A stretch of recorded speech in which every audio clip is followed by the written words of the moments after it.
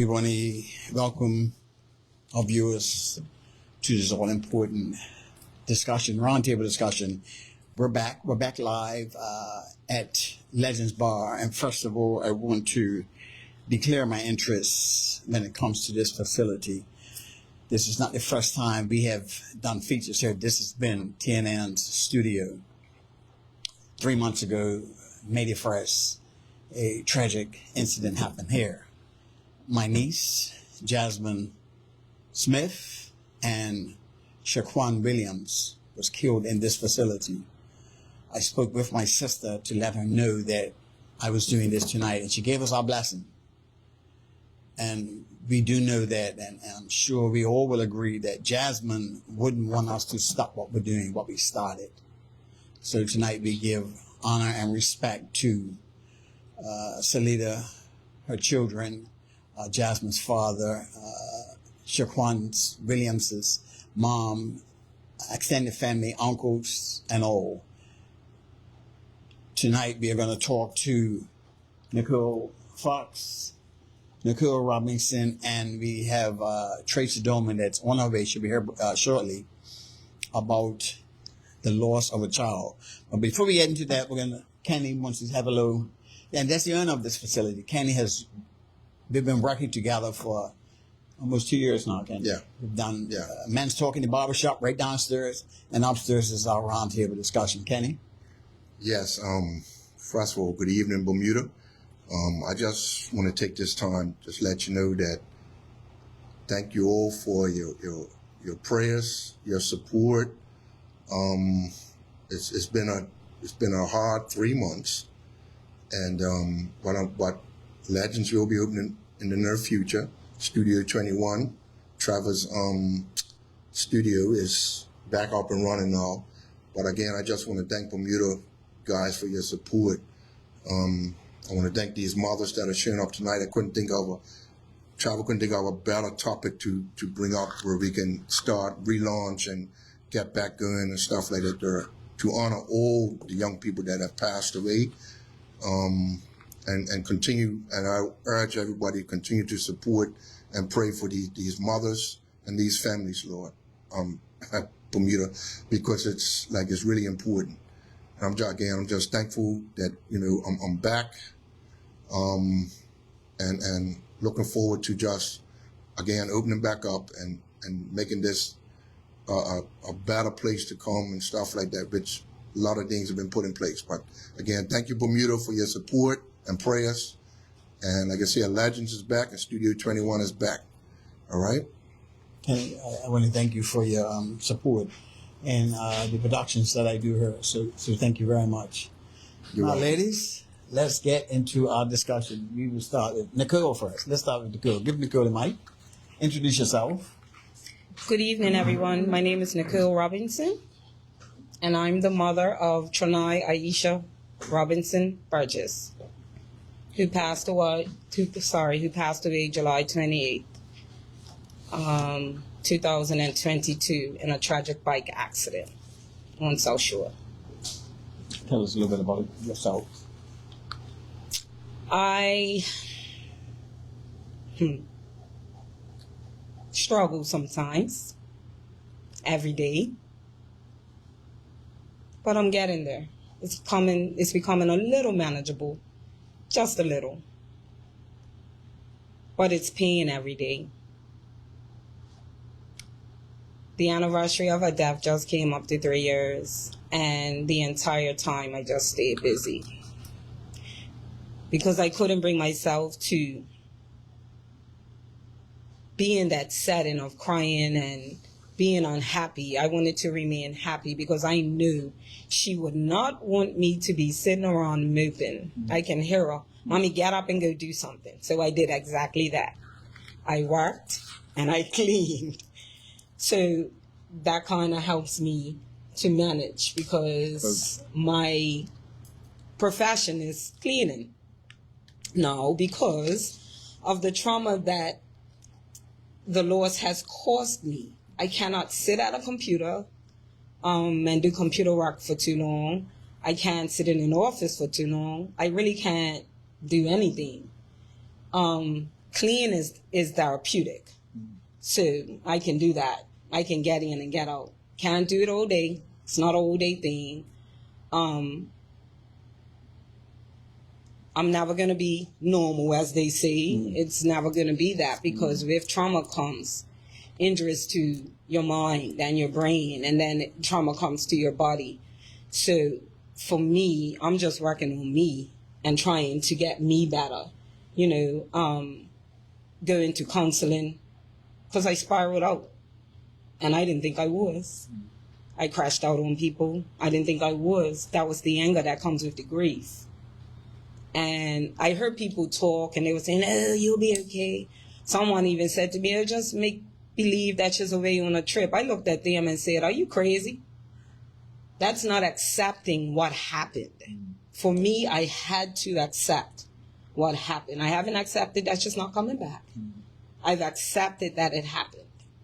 Because I've moved now, but I still used to wait for her bike to come in the yard.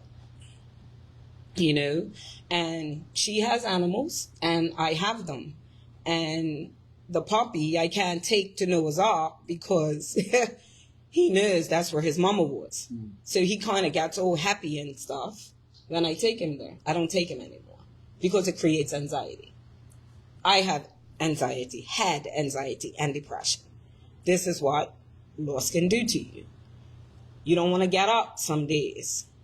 You don't want to move. You don't want to go nowhere. You don't want to do anything. You just want to sit because it's comfortable. But for me, the animals make me get up because I have to feed them. I have to walk them. I have to do things. But if I didn't have them, I don't know where I would be, because before this happened, 5 years prior, I almost had a nervous breakdown with anxiety and depression. So I had to start working right away. I couldn't do anything. I couldn't even read properly. So I said, thank you, God, for that. Because when this came, I was able to manage it in my mind a little better. Loss is devastation. And when someone gets taken from you, just like that, it's worse. Because you have to try and mend, I guess I want to say, yourself. Because that was a relationship I had with her for 22 years. I had that child beside me for 22, going on 23 years. I didn't know what else to do with myself because I was traumatized mother. I wasn't a kill. Sometimes I was, but I was her mother. I did everything for her. I taught her, I trained her, and then when she got older, she did it all herself. And it was your only child, yes? My only child. And that's what made it harder, because I was 51. Where I'm going? With a kid, I can't have no more children. So yes, that was devastating for me. But the only thing and the only reason I believe that I'm her is God. Because there's... We're going to come right back to you. Let's just bring in Tracy. we're going to talk to, we'll go with Nikki first, then we'll come back to Tracy. Everyone knows Nikki Ferber. Everybody knows Nikki Ferber. Nikki, you're an advocate for these type of discussions. You've been through 3 traumatic experiences, maybe more. You are mom. Explain. You explain. you explain. You can do it better. Good evening, family. Good evening. And I say family because each and every one of you that are listening, I consider family. For me, it is a family. It is my family and it is my home. My name is Nicole Fox and I am a redeemed child of God. Yes, I've experienced grief. I've experienced loss on different levels. So I've had a mother and father that have died, passed away from cancer. I've had a brother that has died on a bike accident. And then I've had a son and a stepson murdered. So loss has really hit me And this is all within a span of 7 years, back to back to back to back. So, yeah, loss is something that I'm familiar with. I didn't ask to be.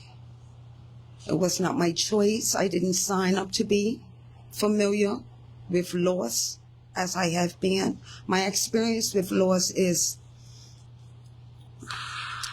it's like Nick said, it's in stages. But experiencing different types of loss has showed me a lot about myself. See, each loss I found a little bit more about me.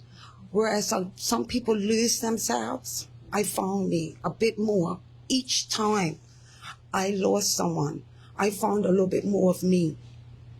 Because each loss has turned me into understanding who I am. Because each time I'm feeling these feelings that I didn't grow up feeling. I didn't know what this feeling is, but it's grief and it's loss. You know, it's grief. So I searched me for it. Like, how do I get through it?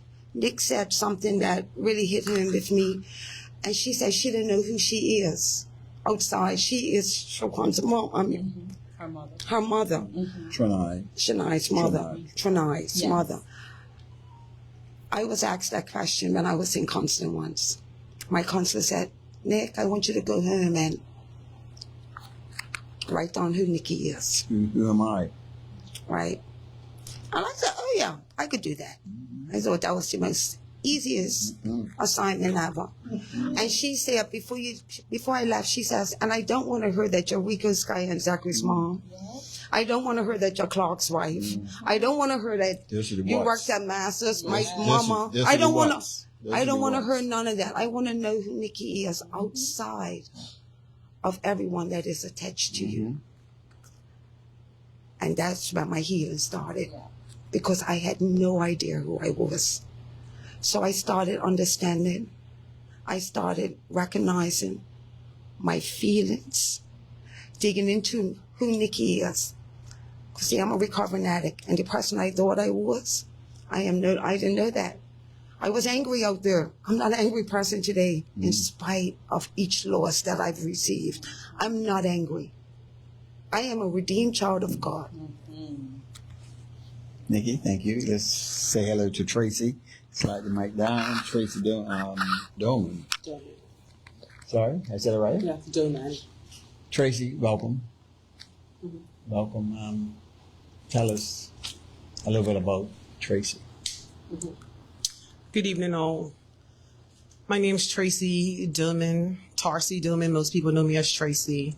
I am the mother of Lee Trey Dillman that was murdered July 1, 2022 on the property of Brightside Cottages and Flats. The topic tonight is how do we live? How do I live without my child?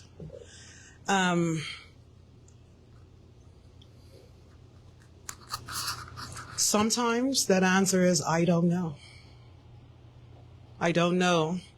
And then sometimes is my answer, if I want to be truthful, is faith.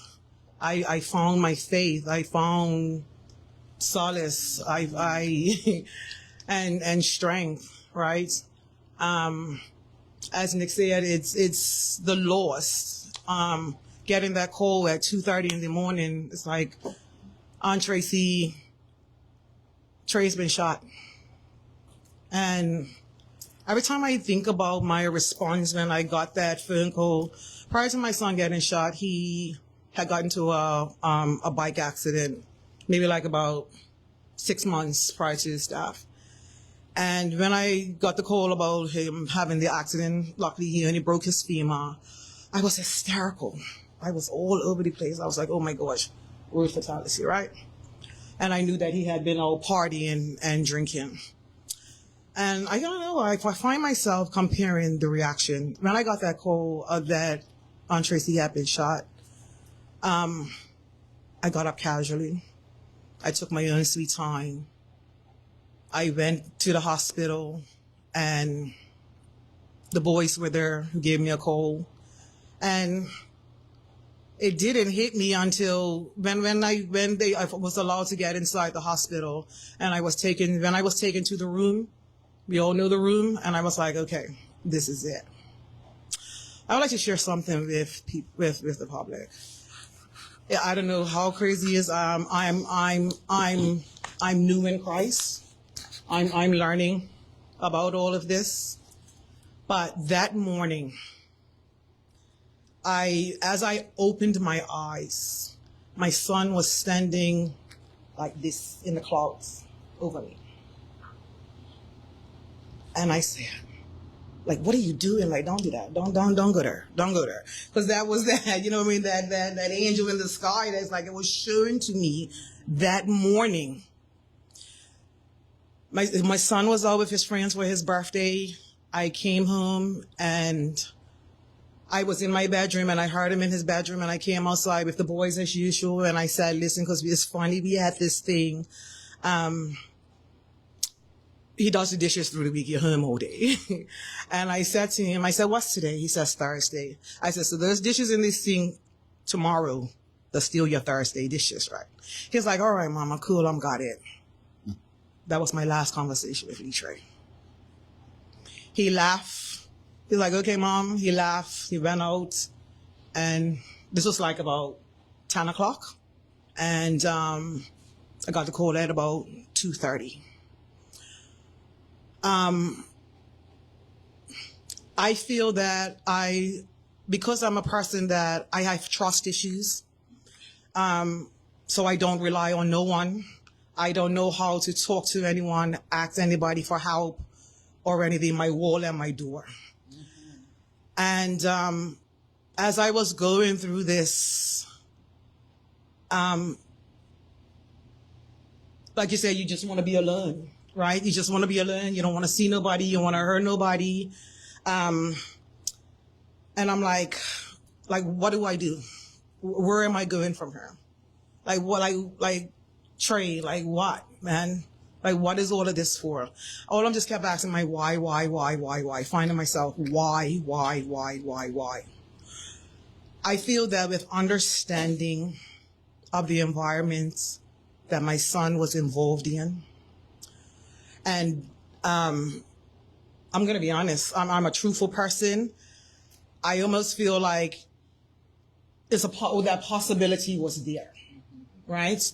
I'm just going to be straight up with you. I felt like that possibility, and maybe that's when I got the phone call. It was like, it happened, right? I really feel like I haven't grieved my son because that traditional grieving is nurse running, screaming your head off, breaking down, passing out, you know what I mean, and just screaming your head off. I haven't been there. I have accepted that my son is no longer with me. It's been 3 years. When I feel I've cremated my son and I've built an altar of him in my living room. Whenever, so I get to, death date, birthday, I get to go out there and it's me and him. It's me and him.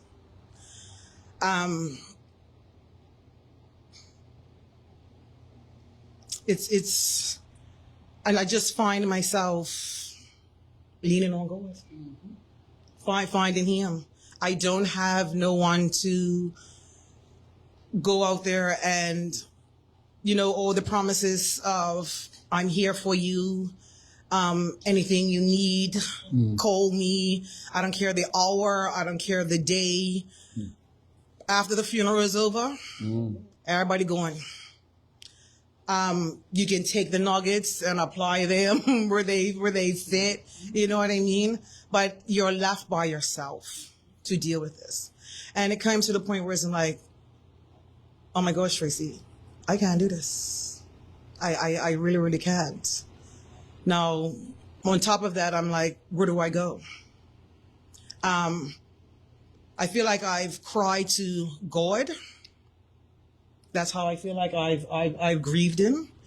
But then I also, like I said, I also feel like I was shown that this was going to happen that day. And that gives me comfort. God pre-warned me. You know what I mean? I understood his circle. We had his court case in April 10th until June 28th, was it? June 28th. 4 gentlemen were incarcerated for the death of my son. And on June 20th, all 4 of them were found not guilty. Despite the evidence, despite the information that was proven, but they were found not guilty. Right now, that has pushed me back. It has set me right back. So I found myself like, oh my gosh, I'm going to start all over again. Right? I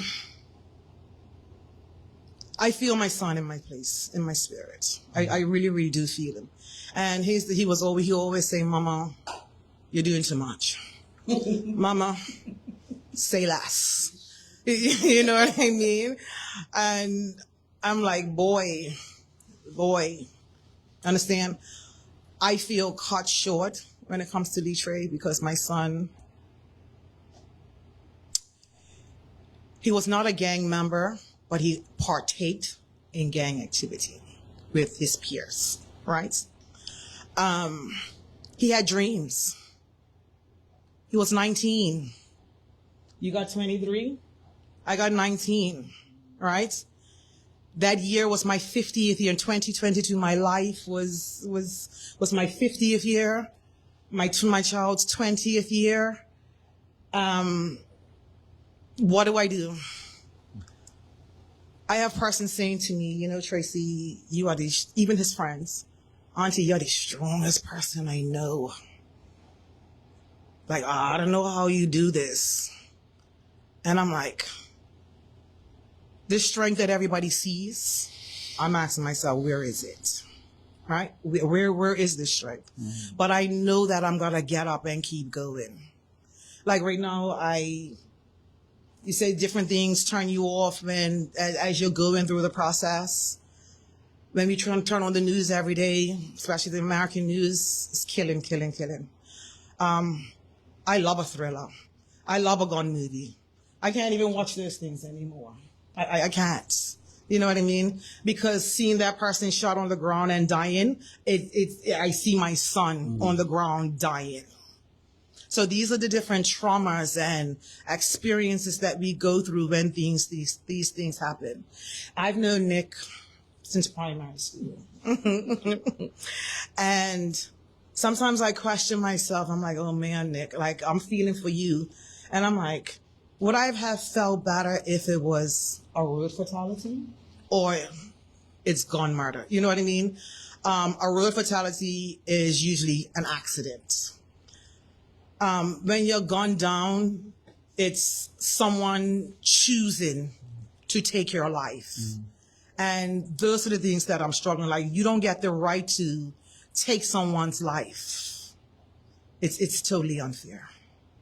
Tracy, let me ask you something real quick before you pass the mic. When we did an interview at your house. Yes, we did. And you said, you spoke of that trial. You said that day sitting in court to listen to that verdict, it felt like your son was killed all over again. Take us through, how do you cope with, I shan't say the system failed, but I can say the system failed. How do you cope with that?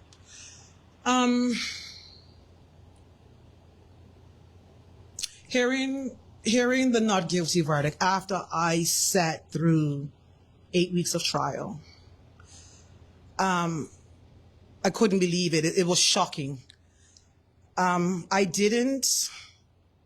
wasn't expecting all 4, but I was like, we sure have the shooter and the rider. And when I braced myself, as I had mentioned to Trevor, as the trial was starting, I got all hysterical. I was anticipating, this is what I do, overthinker. I anticipate how this trial is going to turn out, how it's going to make me feel. And that morning when I got up for the trial, causing anxiety with myself going to this trial. And that morning, I said, Tracy, stop it. Let justice do its due diligence. And God, y'all got this. Because this is too much for me, right? With all that anticipation, how things was going to turn out and how things were going to go, the trial became intriguing to me. Instead of, what is the word? Instead of frustrating, it became intriguing because my whys were being answered as I was going through as to what happened, how come this happened, and like being labeled a gang member and being killed as a gang member. People have their perceptions and their stipulations of your lifestyle and how you move. And with me learning that you was not the intended target, right? So those were the answers that I had received. Again, with the verdict, I braced myself. I heard not guilty. Was the first person. I said, okay. Not guilty on both accounts, and the 2 counts were murder. The second count was murder committed with a firearm. Mm-hmm. And so was not guilty on the 2 verdicts. And the second person was like, okay. But then when the last 2 was not guilty. Honestly, I just felt like it was 1, 2, 3, 4 punches right in my gut. I was in disbelief. I felt like the doctor just walked in and said, Ms. Dillman, I'm sorry to tell you, but he didn't make it. He didn't make it. I braced myself. I just left the building. I'm not that emotional person to, you know what I mean, carry on. I just wanted to go home. I just wanted to go home. And over those few days, it put me to bed for 2 days. For 2 days. And now I'm like, I don't like a pity party. I don't like feeling bad. I don't like feeling sad. So after I catch him, I was like, Tracy, get up. Go do something. Right? So now moving forward, I feel like I've overcome. I've said, okay, Tracy, I need to see counseling because again, I can't do this as much as I could be Superwoman. And I have a girlfriend that I call her auntie, and every time I go to her with my issues or my problems, her response to me is, Tracy, you are somebody that everybody comes to with their problems. How would you solve it? Right? So, Tracy, this is your problem. How are you going to solve this? How are we going to do this? So this is me picking myself up and doing what I'm got to do for me. And I got to do for me. This is where my prayer, again, like I said, I'm new in Christ. You got to save yourself. Yes, I got to save myself. I'm praying. I'm on YouTube. I've got TD Jakes on all day, or I'm playing gospel music, or TikTok. TikTok has been your For You pages, the algorithm follows you and they know your content. So you constantly keep getting that content, and this is what I'm thriving off. This is how I'm constantly myself. And also also what gives me strength is I'm a lover and a carer and a nurturer of people. Right? And for me, this whole situation, my goal is to turn my pain into power. Nicole, how do you cope? How do you cope? How do you tell those that have never been through this experience and one don't know what's down the road for them. I even speak for myself. I couldn't imagine what you three mothers and other mothers, because there are many that have been through this over the last almost 25 years now. 25 years we've been dealing with this gun violence and different road fatalities, different knife deaths. We've been dealing with a lot of death in this island. How do you as mothers cope? So, as Nikki said, with every death, she found herself. So that's what I've been doing to cope. Walking, running, going to church, building my faith stronger, getting closer to God. And I have my family around, and I have my friends, and then it's work. When you go counseling, it's work. It's not just a walk in the park. You have to get to the rooted issues in your life so that you can become better for yourself first. And like you, I'm a giver and a helper. So it was hard and is hard for me to ask for help. But I'm learning that the help, because I don't trust easily, the help that is around me is trustworthy help. Father lets everything fall off that's not supposed to be a part of him. Come on. So that's what's helping me. People will come and people will go, but I only have me. My salvation is my responsibility.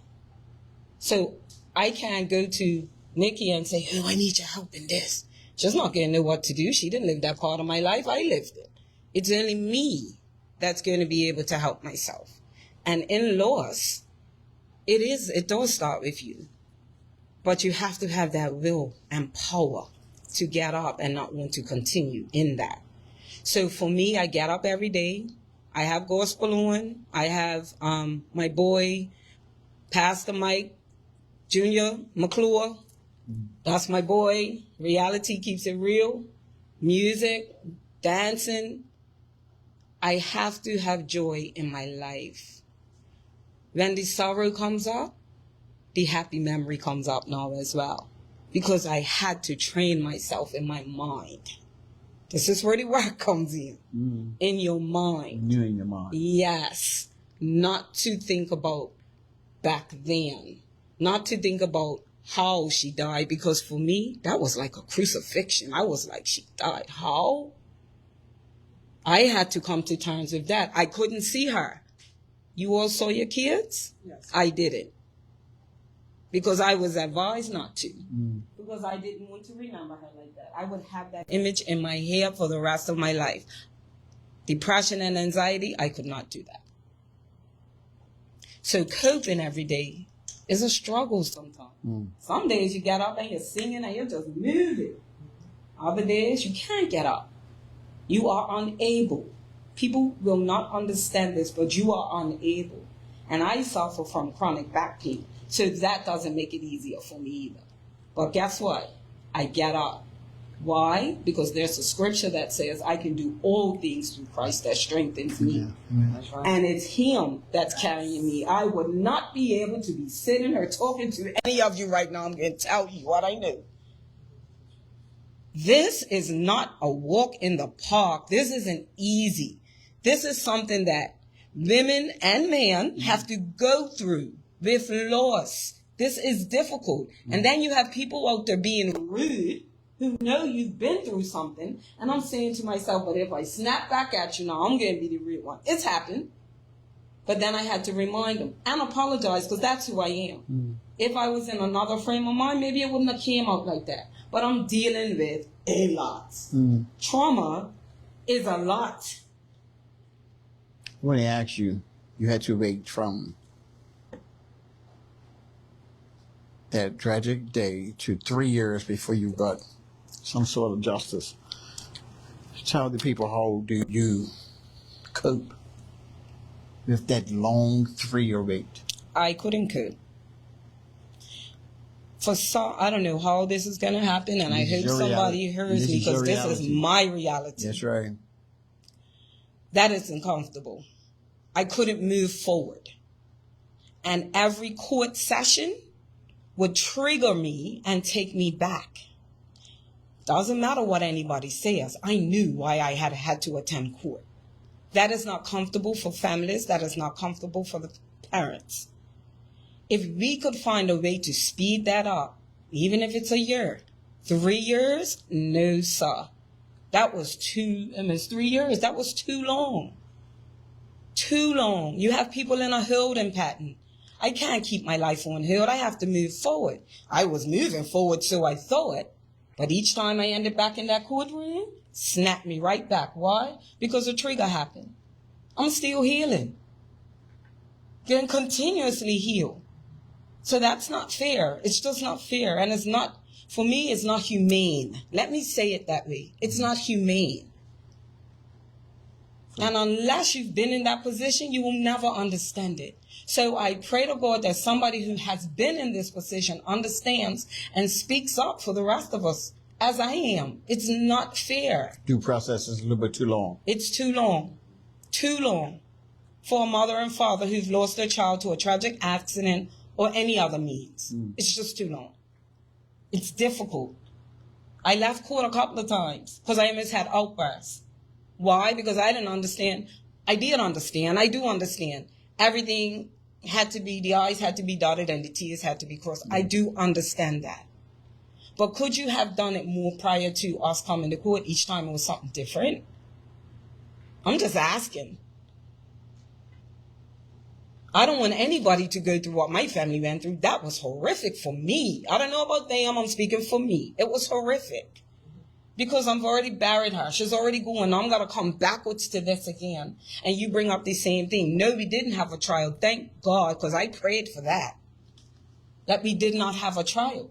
Because that would have been worse. I would have probably not even went. I love my daughter. But I couldn't go through those moments of finding out how. I know how, because I asked for Shimmy and he did. But it's not nice. It's not a good feeling for families at all. Thank you. I'm coming to you. Sorry about that. Nick brought up the court. So your incident was July 29th, 2022. And I'm July 1, 2022. So exactly, Nick, the 3-year wait. The confidence that I had, I'm like, okay, those gentlemen were caught not even 24 hours of the incident. I feel that had given me some sort of comfort when it's like, okay, they got them. And having to wait 3 years to get the result that I got. So my question is, okay, so what is the evidence that you had that was able to hold them incarcerated for 3 years, for 2 years and maybe 8 months? What is that evidence that was there that's not present now that allows them to go home? Right? And it is torture, because all I kept saying to myself was, I want to move on with my life. Can we get this behind us? Keep going to court. Person's playing with your time and your emotions. And it's really, really not fair. And then you have family of the accused. Yeah. That don't take this serious.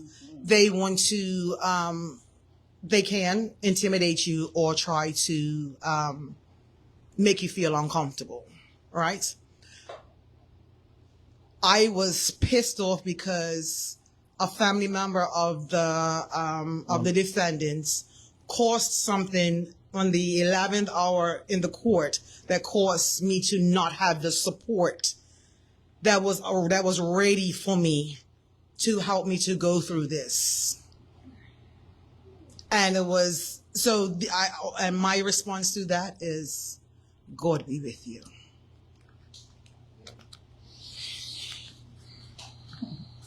Nikki. Hey. Nikki says, hey. Hey. How do you, Nikki, and what might you say to mothers that have not come to where you all are, to share? Because sharing is a part of the healing process. It doesn't have to be in this type of form, but to one another in your group. How does your group function? Okay, when it did happen to me, I didn't have a group. I didn't have a support system either. I said it. I had one awesome woman beside me, bring me to tears, Marilyn on the bridge. Her son and Rika were killed together. They were murdered together.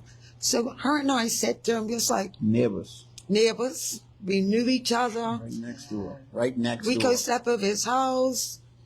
Through years of my addiction, she would be my confidant. I would go up there to her and cry, and she was like this angel, awesome woman to me.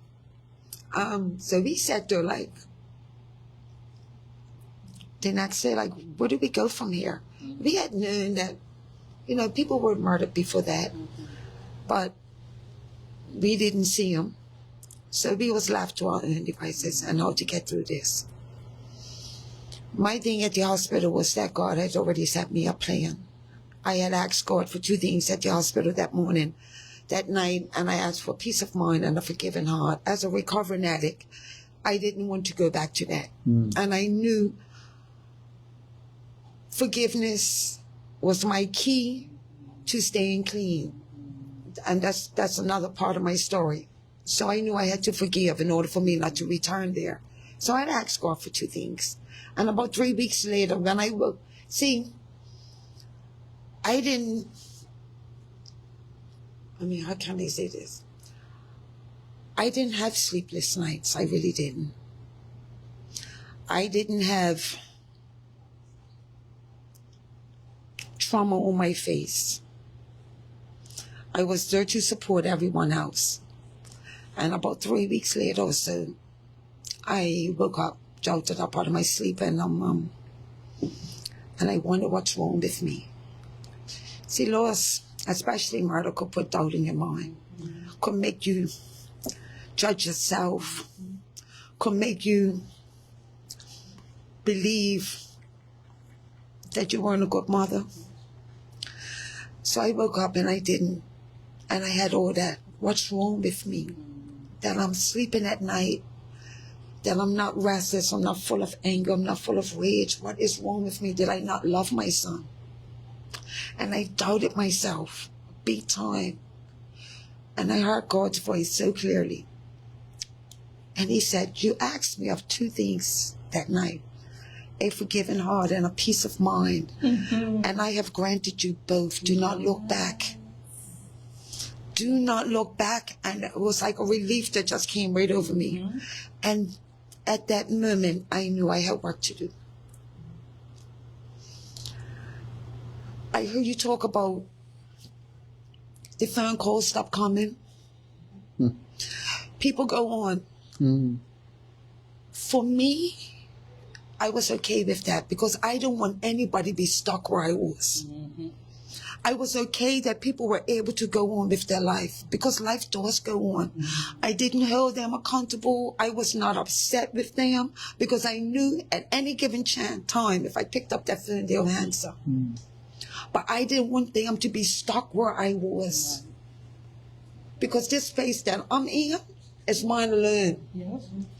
You can't share it. You can say the wrong thing. You might not say nothing. I'm okay with you guys going. I'm okay. Because that and only then did my healing process start. See, time for myself, by myself, then that first call stop ringing. Because as long as they're in your space, they're calling you, you're not healing. You know what I mean? You're just existing. You're just going through the emotions. You're not healing at all. So I was grateful that I got time for myself. Because that and then and only then did my healing process start. And that and only then where I surrendered completely to God. See, I had surrendered my addiction to him, but the rest of my life was mine. That, the murder of Rico, helped me to surrender everything. I judged myself. I talked to God. I found out a little bit more about Nikki. I was so grateful for time alone. Sometimes I would be like, okay, fine, my husband's gone. I'm by myself, because I started to recognize who I was. I didn't know myself before. Even though I was clean, I had came out of addiction, I still had no idea who I was. So finding out who I was, what triggers me, what makes me smile, what I thought made me smile before didn't make me smile today. You know what I mean? The level of disrespect I accepted anymore. I learned so much about Nikki, and I loved that. I loved knowing who I was, discovering who Nikki is. You know, and I'm awesome. I'm not what people call me. I'm a recovering addict. I lived on the streets. I done a pack of ignorance. I didn't raise Rico. My mama did, but I was clean long enough for him to see me clean, forgive me, and love me as his mother. So I got that with him, and I'm so grateful. I'm so grateful.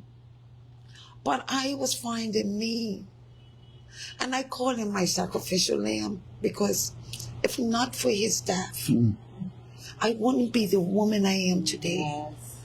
So I am a person I've always been. I wouldn't say I'm like you ladies, unnatural. I don't think I'll get that far. I am just me, like, you know what I mean? Yeah, I love my children, I'll nurture you, but I'm not, that's not my Calling. No, it's not. So, you know, kudos to you, Lord. Thank you, because the world needs people like you. No, seriously. The world needs people like you guys. Especially, I do. But, of course, I forgot what I was going to say. But no, I am always an optimistic person. You know, I've always remembered, even growing up, I've always looked at the glass half full, never half empty. And I think that comes from the way I was raised. We've always had to make something out of nothing. That's right. You know, we had to make something out of nothing. So I didn't drop too far, you know. I knew I had to make something out of this. And the first and foremost plan was discovering me. And after that, when I found out who I was in him, that was a wrap.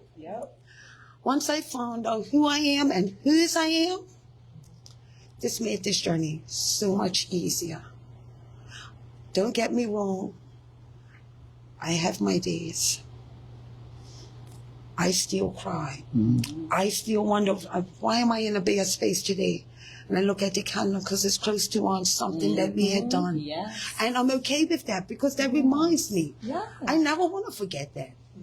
I never want to forget what I felt. I don't want to ever forget who Rico was and what he done for me. And his life was taken from me. I don't ever want to forget. Because if I lose myself, then his death goes in vain. I want to continue on helping others, because at the end of the day, I was not just Rico Farbett's mom.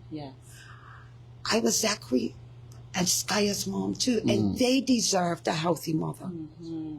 They deserved a healthy mother, because if I would have failed, if I would have Fell off the wagon, it would have been no longer. Look what you done to my brother, but now look what you done to my mama. And they deserve a healthy mother to show them that we don't give up, we don't give in, and we don't do revenge. I don't want that. I don't want another mother ever go through what I went through. And I was so grateful going through life, enjoying myself, and then bang, 2020 comes around. And I lost another part of me to gun violence. And that's my stepson, Clarky.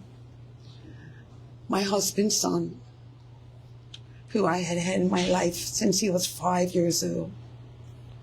And that's when I questioned God. No, I had some questions for him. Again. But I had to go a little deeper. So yeah, I had to go a little deeper to come out of that one. I had to do some real soul searching and discovering who I am. And that journey has it's been amazing because I'm liking who I am today. I know that I don't have to be all everything to everyone. I know how to say no today. I know how to accept who I am today. And I know that any spirit that is in me that I'm uncomfortable with, I know how to get rid of it. I'm okay with people not being okay with me because I'm okay with me. I'm going to share something, Nikki, and being in the news that I've been for years. I can remember one night up at your home where your house was riddled with bullets. And the part that blew me, and I knew that God was in control that night because the bullet went from one side of the house through 1, 2, 3, 4 walls, and then out lodged in the embankment. That I mean, it just blew me. And the spot where it went through the couch and through the wall was where your mother-in-law sat every day. And I watched you go through a process of, I thought you was going to lose it that night. I was really afraid for you. You know, that was a telltale moment for me, how devastating, how this gun violence has really riddled out our island. Tell us about that night, Nikki. So I stayed on the side. My mother-in-law's house was right here, and Zachary stayed right there. And downstairs, my other son, Skya, stayed. And I'm on the side, and I heard 8 pow, pow. I'm like, that's gunshot. I got up to start running. And my husband's like, Nikki, no. Because the first person I'm thinking about is my children. So I heard these. So I jump up out of my bed and I go running. And I stop. And I stopped first at Zachary's door because he had this door that came outside, and I stopped at his door. And I said, banged on the door in the evening. He said, I'm okay. I'm okay, Mom. I said, all right, then, let me go check Skya. Ran down there. Skya's like, what was that? I'm okay. I said, okay. And I slowly walked up the steps. And then I go in Zach's room. And then something just didn't look right.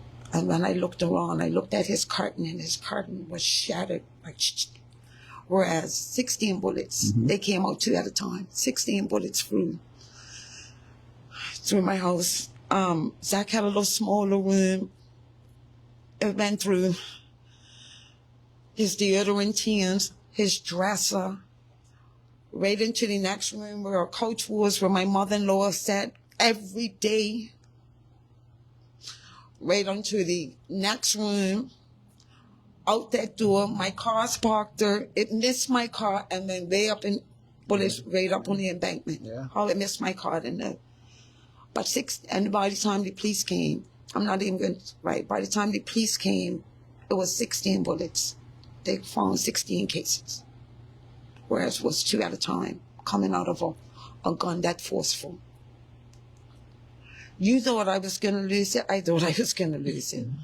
I did. I couldn't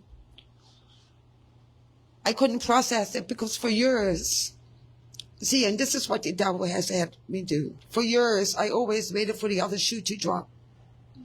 After burying one son, I always waited. I said, God, was always timid. When is the other shoe going to drop? And God spurred everyone in that house. You know what my mother-in-law said? God bless her soul. She just passed away in January.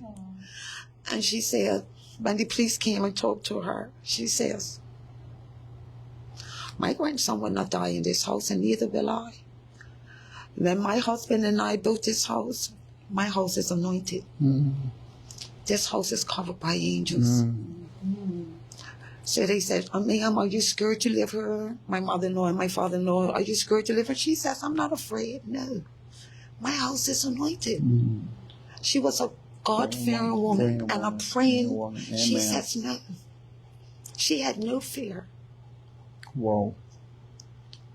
And needless to say, a couple of years later,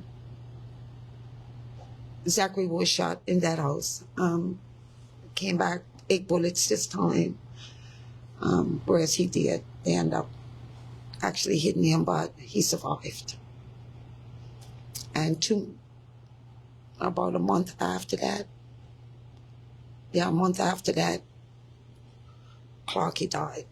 Not in the house, but my stepson had came home and he was there 2 weeks later, a month later. So, yes, I have been given some serious challenges. And it's not an easy road to walk, but it's a walk that I have to walk. It's a road that I have to walk. And unfortunately, people are still dying. Young men are still dying. Perpetrators are still getting off. Many unsolved murders. Clarky is one of them.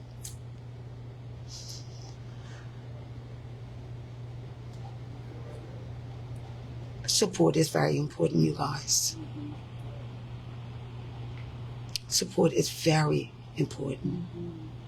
Because through support, you have a purpose. You find your purpose. It's hard to find a purpose on your own.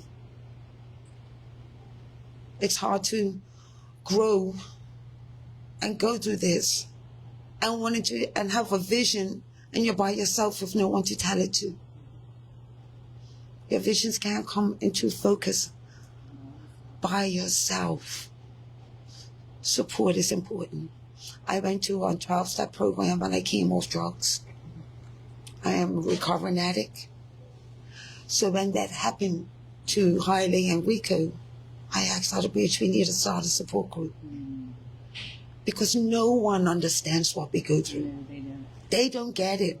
And it's okay, because nobody wants them to, right? Nobody wants them to experience it.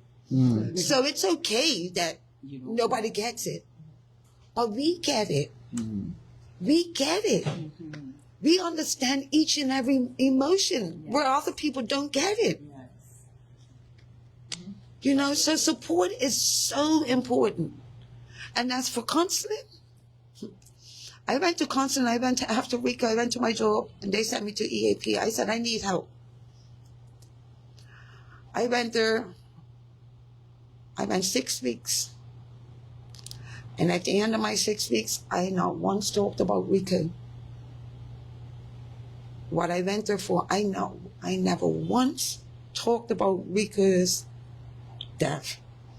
I talked about my childhood trauma. And with getting healing through my childhood trauma, helped me. I didn't need to talk about Rico's death no more.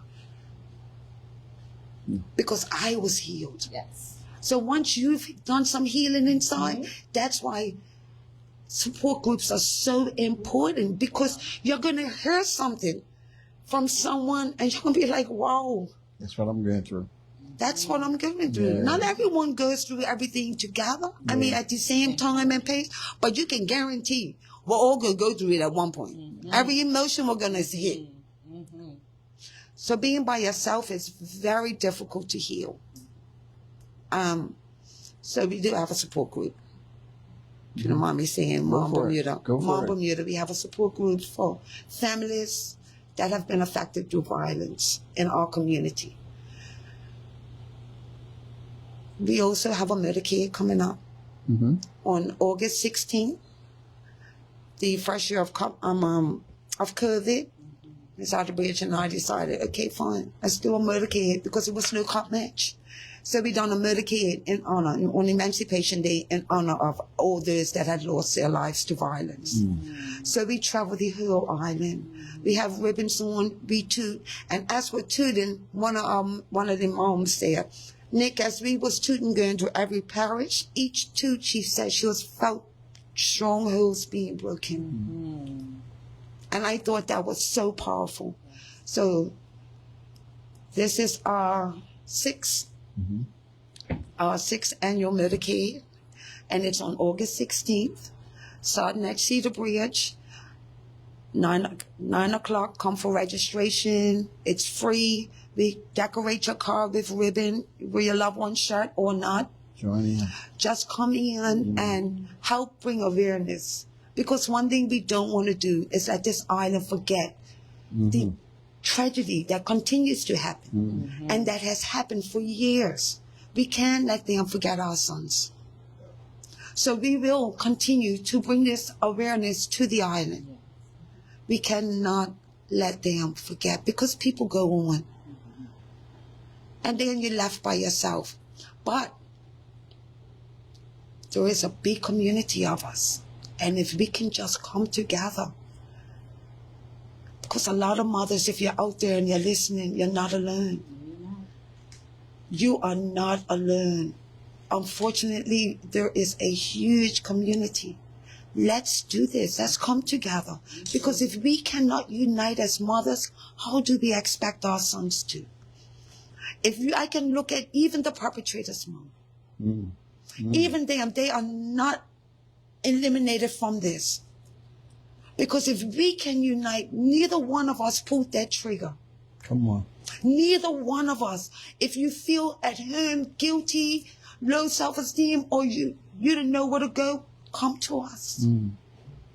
We didn't pull our trigger. Your sons, you didn't pull that trigger. I didn't pull that trigger. So let's just come together. Let's unite this island through us. Because one thing about boys, they love their mothers. And one thing about mothers, we are prayer warriors. So we can shut it down. It's just a handful of men, young men out there, that are holding this whole island hostage. It's just a handful. And you have people walking in fear, timid, scared to talk. There is no smiling on people's faces anymore. That's not the Bermuda that I was raised in. I had very little food, but I was able to smile. I felt love. I felt my neighbor's love. I felt the unity in this small little community. Everybody is separated now. We need to unite. We need to come together, and let's help shut it down. We just do our part. I don't know how to take the guns off the street, but I do know how to heal and unite. And I will stand in solidarity with each and every mother out there, whether your son is in it or not. I want to say something because I heard something today at a service, and the man that brought the word, he mentioned something about grief, the grieving process. No one can tell you or you that are suffering, that's lost a loved one, how long it takes to grieve. No one has a right. And he said something that caught my ear. There's no grief police out there. So all of you that think you can tell someone how to conduct themselves and how to grieve, stop it now. Because I still go through the process with my grandmother, and that's over 11 years. Every time I go up her house, I get the same reaction. because I miss and love my grandmother. And that's a part of grieving. So some never get over it. We never get over it. I mean, losing a child, you would never get over it. And the grieving process could be for the rest of your life. So, what might you say to whoever wants to take the mic? What might you say to your fellow mothers that are still dealing with this process? I would say understand yourself. Get to know who you are.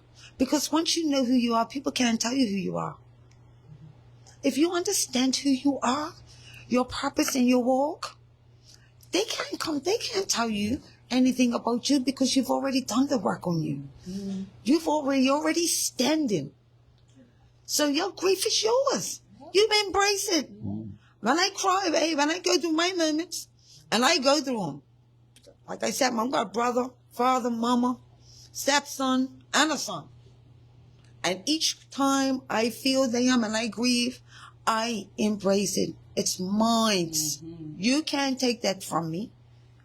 It is mine. And I enjoy it. Not enjoy it, but I respect it. Mm-hmm. I respect the fact that this is something that I can still feel, because on the other side of it, I could have became very cold and not felt anything, any empathy, nothing.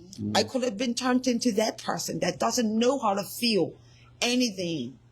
So when I do feel it, I respect it. And I'm so grateful that I can still feel it today. Yeah.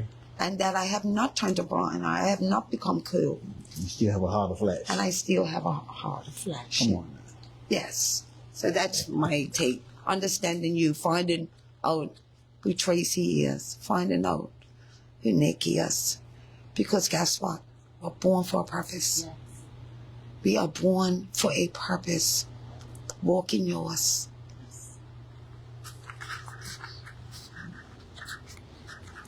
I get the question, Tracy, how do you deal with this and how do you get through this?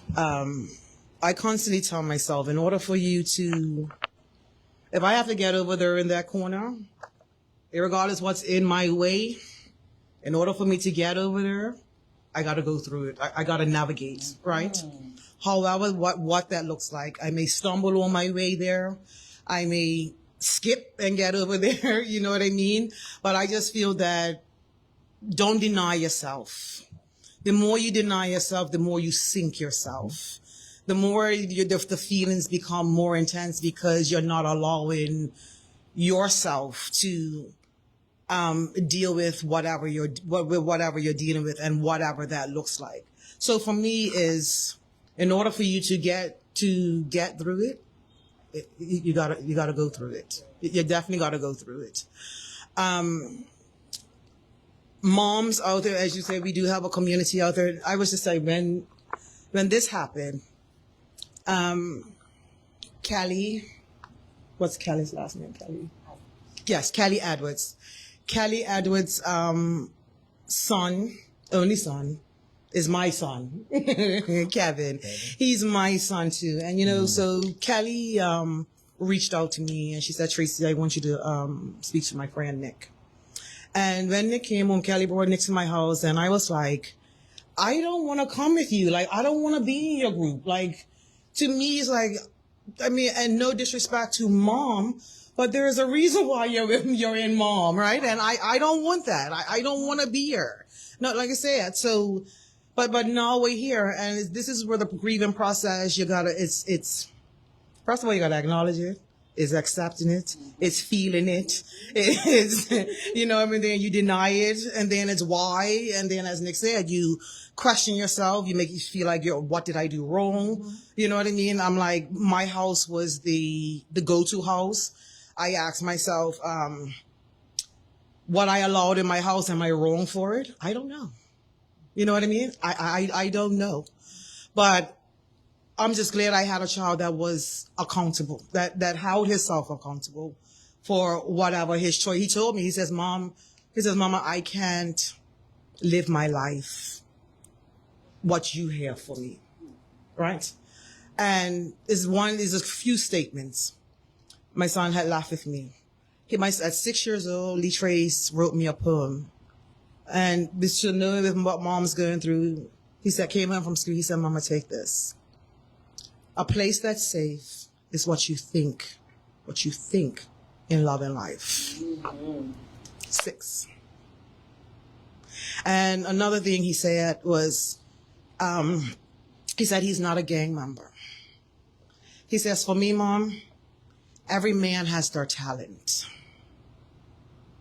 Whatever bread your talent brings you, share it. And don't forget where you come from. That's who Lee Trey Dillman was. When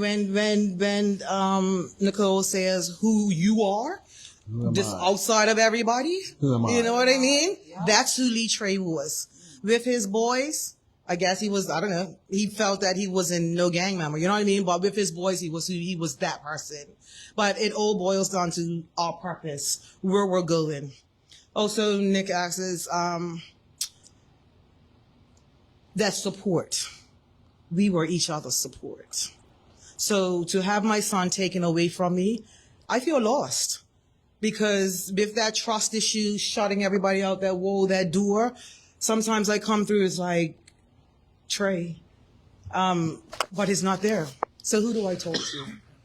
I found myself, a few times I found myself that I had to scream, help me, Father. Help me, Father. Help me, help me, help me, please.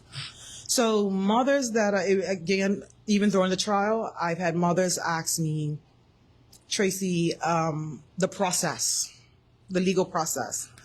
And I said, at this time, if you have any questions, I'll gladly answer it, right? I think that is totally unfair that we have so many, like you said, unsolved. I feel that it's one thing to accept that your child was murdered. And then you also got to deal with the trauma of no one being held accountable for it. I feel like that's a double whammy, yes. Because now you got to live your life trying to figure out who done this. Everybody becomes suspects. Then, of course, you're not trusting anyone, and then you're grabbing at straws, and the streets talking to you. You don't know who to believe. And yet all of this is while you're trying to accept that your child's no longer here, right? So I would say, as far as, like I said, with mothers, I would just say to continue, just exactly, can we get together, share our experiences, and in conversation, some people say, oh, you know how they say, take it where it resonates. And believe it or not, sometimes through conversations are like, okay, like, wow, so I'm not the only one going through this. Believe it or not, that's what gives me healing and gives me solace, that I don't stand alone in this tragedy, right? That I'm not the only one that's feeling this way. And it's really, really unfortunate. I know that mothers, before you say something, Nicole, I know that mothers do have a lot of power. I've heard it before. I've heard it in a conference, a TDJ conference, where mothers have a lot of power. And we hear that, get your son off of the breast milk and all this crazy stuff. But if my mom, I can remember, my mom said something to me when I was young, I might have sucked my teeth or slammed my door, but I done what she said. You get a little pushback, but mothers have the power. And I encourage you, yes, we talk about the fathers that are absentee fathers, and that's part of the reality. But, Mom, mothers have a lot of power, and you can encourage your sons to go another direction. Stay in their air. Stay in there. Be the solution. be a part of the solution, because we do need solutions. We have this discussion here tonight, but we need solutions. And the only way we're going to come to solutions is we all do it together. Not just this show, not just the government, the police, the mothers, the fathers. We all need solutions, the black and the white community, because we do need buy-in from our whole community. Nicole, you were going to say something. I know I took your train of thought. You sure did.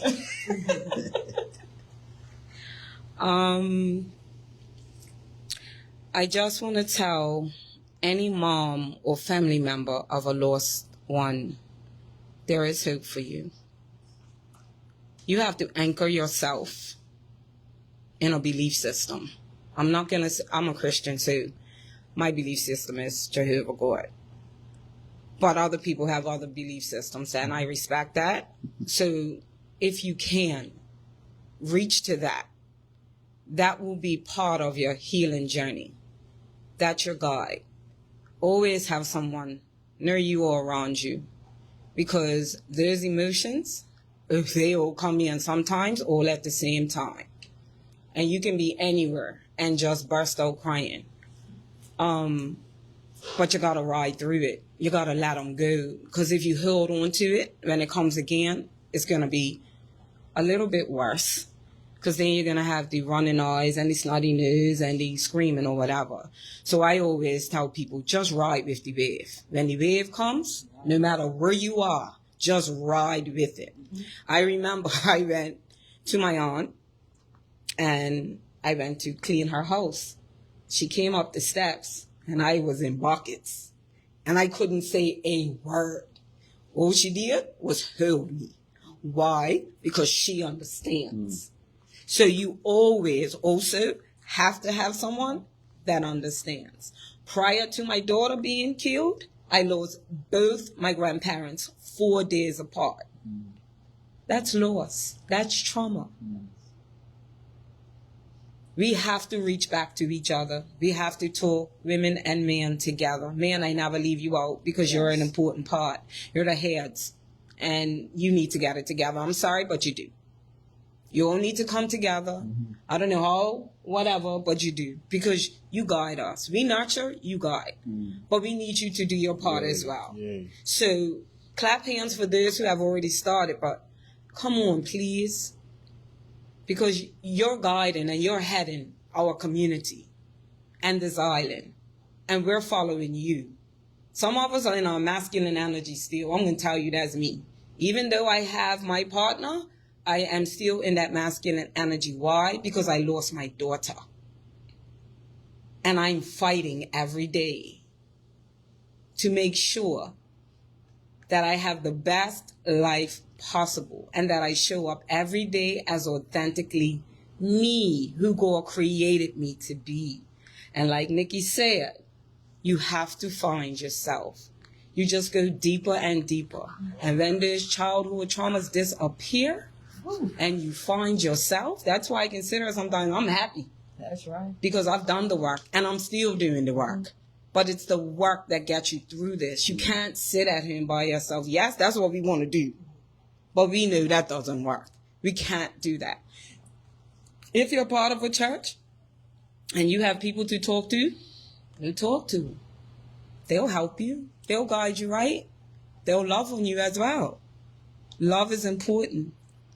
Love, that's why we're all going through this. Because it's loss of love. If we didn't love on our children, we'd be walking around not even worried. But it's love loss.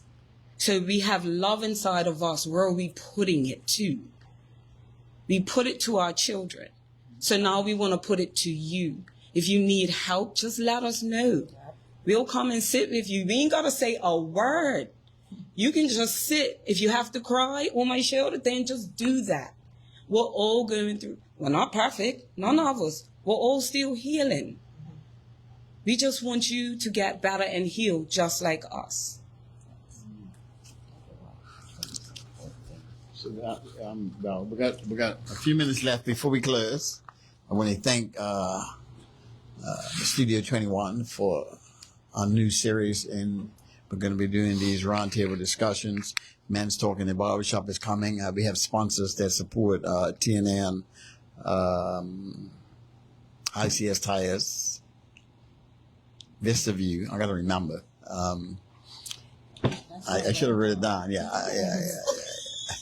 Tobacco Bay, Whitehorse, Snorkel Park, and Wilmot Trucking. Those are the people that support my network and whatever I want to do. They are there for me. Studio 21, we're back here at Legends.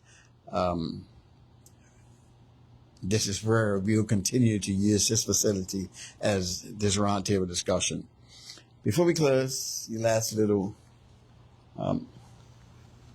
whatever you want to say to those that are watching, and I want to just encourage your drive.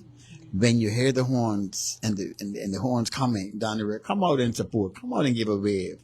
Come out and bring your little air horns that you have for cup match. Support, because when I heard you say, one lady said that the noise in the spirit realm, it disrupts the spirit realm. Strongholds for broken. Yeah. So I bear witness to what you said. Yes. Nikki. Okay, guys. Yes. I just want to emphasize, this is not just for females. Guys, if we can get some men to come out in the cars and just come and join us. We need you to join us so that we know that, like Nick said the other head. So it's strength in numbers. If you can come out and bring the cars and just bring awareness. We have over 100 people. 100 people that have lost their lives to violence. We're talking about stabbings. We're talking about domestic. We're talking about anywhere. All types. We're up to about 100. 99, 100. When I look at the list. Could you imagine if just one car for each family came out? Could you imagine the immense eye-opener it would be just seeing 100 cars just going across? And each car represents a generation. Each car represents a generation stuffed out, a generation that will no longer continue because their sons are gone. The fathers are gone. That is a generation snuffed out. Could you imagine 100 cars? Just one car to each family. This island would have to wake up. We need to wake up. So we leave Cedar Bridge, guys. So if you can come out and join us, it'll be amazing. I would love to see more cars. We leave Cedar Bridge, we go down Philadelphia Hill, we go along South Shore, all the way to Dockyard. We have a water break, bathroom break. You want to shop, get a little snack. Oh, we give gift bags too, little snacks and stuff for your drive. And then we leave there and we come back along Middle Road. We come through Court Street, Black Watch Pass, and we go head on down North Shore to St. George's on the square. Whereas we stop there, have a little water break, bathroom break, and then we come up via South Shore. Back up to Cedar Bridge, where we have a little momentum that we do, a little exercise that we do to help honor our loved ones. So registration starts at 9 o'clock for a 10 o'clock start. But if you heard the horns, please come out and support us. We never want to let our loved ones be forgotten. I will stand in the gap until you learn to stand in the gap, until you learn to come on out. I will not let your loved one's name or who he is be forgotten. I will do that, and I will honor each and every life that is lost to senseless violence in our community. Thanks. I see right here, a note right here, a message coming from Aunt Betty. And Aunt Betty, I support your statement here. It says it's time for the lawmakers, the law and policy makers of this island to come together and review the penalties for murder, because there seems to be no deterrent. That's right. Okay. Where individuals,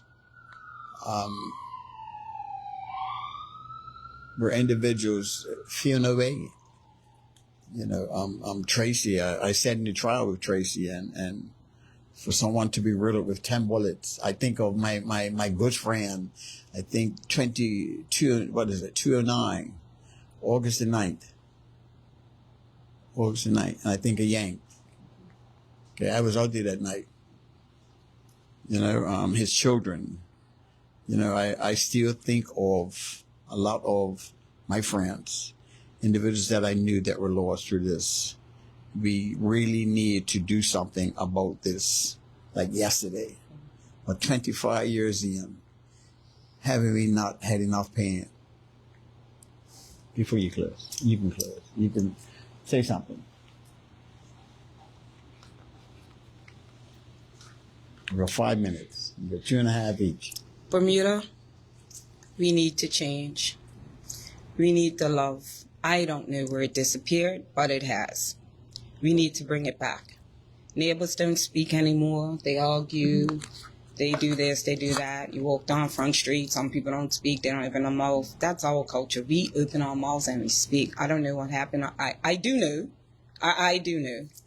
But we need to change and take our own community back. Yes, thank you. In closing, yes. 15 bullets were released from the gun for my son, and 10 ended up in his body.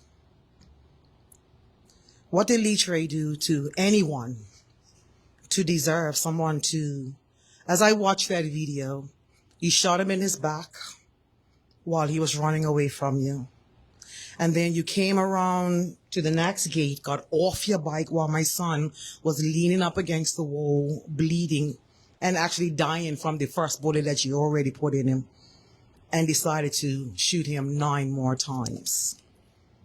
Only to get to stand on trial and make your statement and to be found not guilty.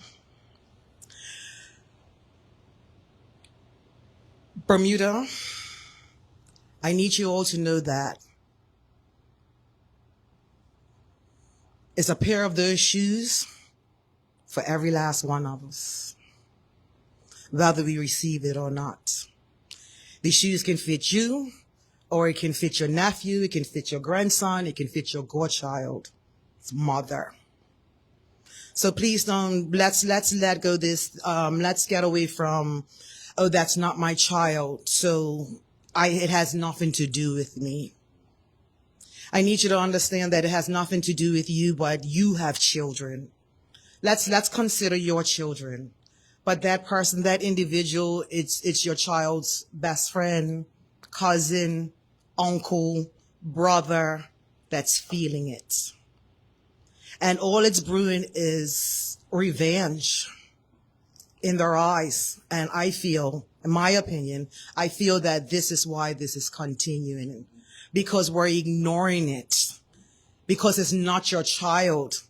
But you need to understand that it's a pair of shoes there for you. It can happen if we continue on ignoring it, keeping quiet, and not reporting these things. So Bermuda, again, I pray that we can get it together, that we as mothers and fathers, I was talking to my girlfriend the other day and I said, wait a minute, we're the elders. We're the grandparents. So we're responsible for that next generation, right? And if we can't get it together ourselves, what are we showing that next generation that's looking up to us? That this is acceptable? It's not. So as this panel has asked, as we Bermudians, we need to get together. And like you said, it's a handful that's holding a country of 60,000 hostage. It's not fair. It's unreasonable and it's crazy. It really, really is. So I hope that my prayer is that we can find the strength of us to get unify. Let's community. Let's stop relying on the government to fix this, because the government didn't birth these children. Our children is not the government's responsibility. It's our responsibility to talk to these children. And as Nick said, boys love their mamas. I'm going to tell you right now, my 19-year-old, I went upside that boy's head. I gave him the respect to sort it out, but I went upside his head. And that's only pay attention. So we sit here and we do our best, but we need to recognize that our children are going to do whatever they want and what they choose. So I ask Bermuda to pay attention to our children, see the signs, open up that door so our children can come in and have that conversation with us. Mama, Daddy, this is what's bothering me. Just let's stop ignoring our children, because they're trying to tell us the signs are there, but because of our lives and busy, however that looks like for you. But we need to pay attention to our children, because all these behaviors that's causing this violence is taught. Hatred is taught. Jealousy, is taught or is developed. But we can't be killing one another over territory. That I don't see no logic reason as to why you're killing one another. It's territory. We got to come up with a better resolution and love all for one another. That's my piece. Thank you. We want to thank Tracy, Tarsi, Dillman, Nikki, Nicole Robinson, Nikki Ferret Fox. We want to thank Carmen and her husband for allowing us the space here at Studio 21. The ride is on August the 16th. August the 16th, starting at 9. They'll probably leave. See the bridge at 10. You see the bridge at 10. That's time. Go for it again. One more time. Okay, so come on out and support all those that have lost their lives to senseless violence on August 16th, starting at Cedar Bridge. Bring your car. We put a ribbon on it. We give you a Mount Bermuda flag. And we just let people know that we haven't given up. Mm-hmm. Leaving for a 10 o'clock sharp start. Okay, so I'm looking forward to seeing you all. Even if you have not lost someone personally, if you want to support us, we would definitely welcome it. This is for everyone, like Tracy said. It is affecting everyone. So come out and support us, because we need a community. We feel at times that this island has let us down, the government has let us down, people have let us down. So it'd be nice to feel supported by our community in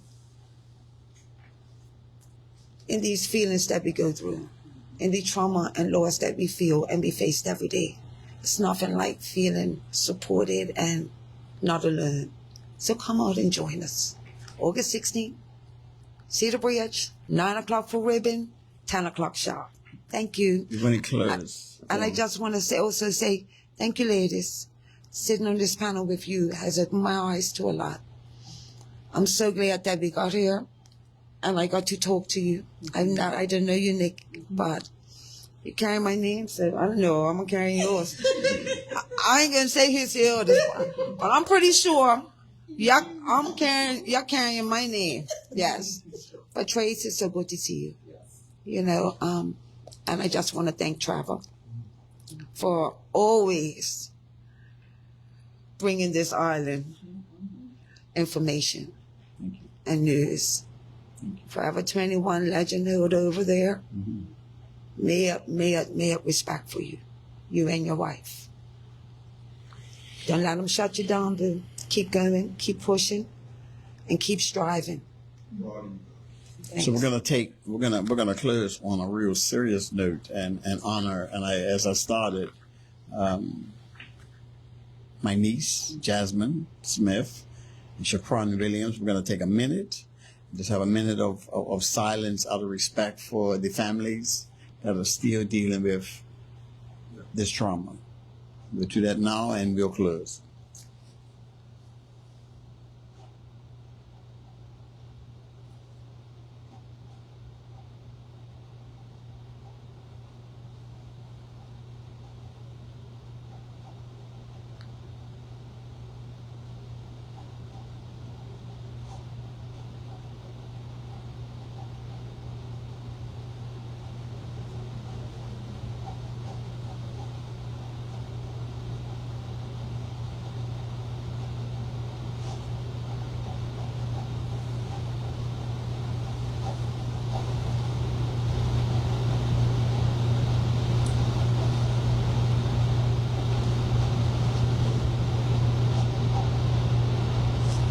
We love and appreciate you, and we thank you for your support. Have a good night, Bermuda.